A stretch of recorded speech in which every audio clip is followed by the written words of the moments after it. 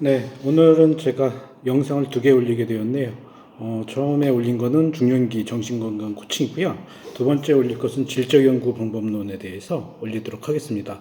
먼저 지금 여러분들에게 좀 공유할 질적연구에서 중요한 부분은요. 질적연구의 그 자료와 관련된 내용입니다. 우리가 일반적으로 양적연구에서 자료라는 것은 그 대상자가 이제 피험자가 설문에 임한 그런 설문지 도구들이 이제 양적 연구에서는 주요 자료들이라 할 수 있거든요. 그렇지만 질적 연구에서 이 자료라는 것은 엄청난 범위의 이 자료들이 존재합니다. 그러니까 양적 연구는 하나의 설문지 도구들이 이제 주요 자료라며 하면요. 질적 연구에서는 그 자료의 종류가 양적 연구보다 굉장히 풍부하다. 것을 말씀을 드립니다. 자, 제일 먼저 우리가 이제 질적 연구에서 조금 쉽게 가장 먼저 알아야 될 자료의 종류는요, 무엇보다도 참여자의 인터뷰 내용입니다.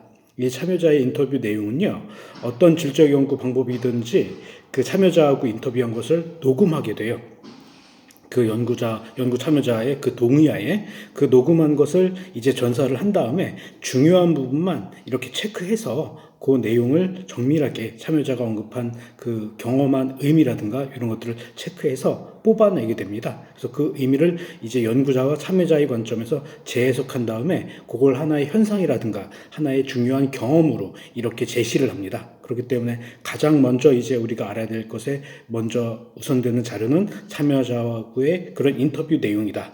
그 부분이 될 수 있겠고요. 두 번째는요, 연구 방법론에 따라 차이가 있겠지만 참여자하고 주고받은 문자라든가 메일도 이제 질적 연구의 자료로 활용이 될 수 있습니다. 예를 들어서 저 같은 경우는 내러티브 연구를 현재 수행하고 있는데 그 참여자하고 주고받았던 카톡 내용이라든가 참여자가 보냈던 그런 문자 메시지 중에서 참여자가 경험하고 있는 그 현상과 관련된 그 문자 메시지라든가 이런 것들이 중요한 자료로서 활용이 될 수 있습니다. 또한 메일 내용들도요. 이것이 메일을 얼마나 주고받았는지 그걸 우리가 이제 제시함으로써 보다 풍부한 질적 연구에 있어서 자료를 제시할 수 있겠고요. 세 번째로 우리가 언급할 자료는요. 참여자가 경험하고 있는 그 현상이 예를 들어서 그 예술 작품과 이제 유사하다면 그러한 예술 작품도 이렇게 하나의 자료로 제시될 수 있다.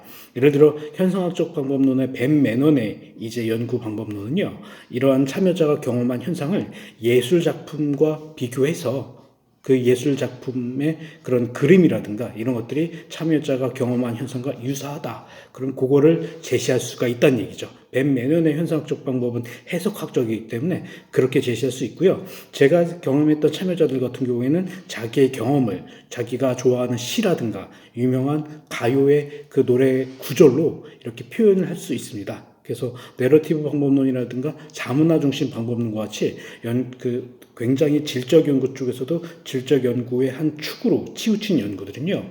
그러한 세밀한 그런 이제 참여자가 언급한 노래라든가 가사 그리고 시구절도 자료로 활용이 될 수 있습니다. 또 네 번째로 우리가 이제 알아야 될 질적 연구에서 자료라는 건 연구자의 성찰일지도 중요한 자원이 될 수 있어요. 예를 들어서 자기가 한 2, 3년 동안에 자기의 그런 이제 내러티브 연구라든가 자문화 중심지 연구를 할 때 내가 나에 대해서 성찰한 글들을 그 블로그라든가 혹은 이제 SNS에 올릴 수 있거든요. 그런 것들을 몇 편 올렸었는지 그런 것도 방법론에 이제 나중에 자료 제시할 때 이제 제시할 수가 있다는 이야기죠.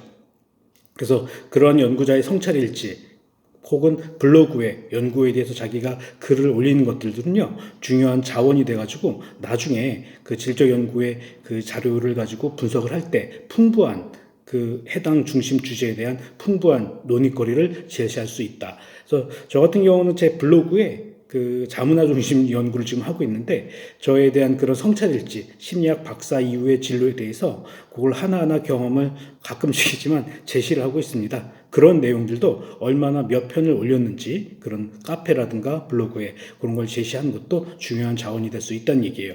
이 외에도 여러 가지 방법론에 있어서 이런 질적 연구의 자료에는 무궁무진합니다. 그래서 오늘은 제가 대략적으로 이렇게 네 가지 중심으로 설명을 드렸고요. 다음번에는 제가 이제 연구를 수행하면서 좀 더 발견되는 자료들이 있으면 설명을 드리겠습니다. 이와 같이 양적 연구와 질적 연구는 판이하게 다른데 이런 자료의 그 자원에서도 이 질적 연구는 굉장히 풍부하다 할 수 있겠습니다.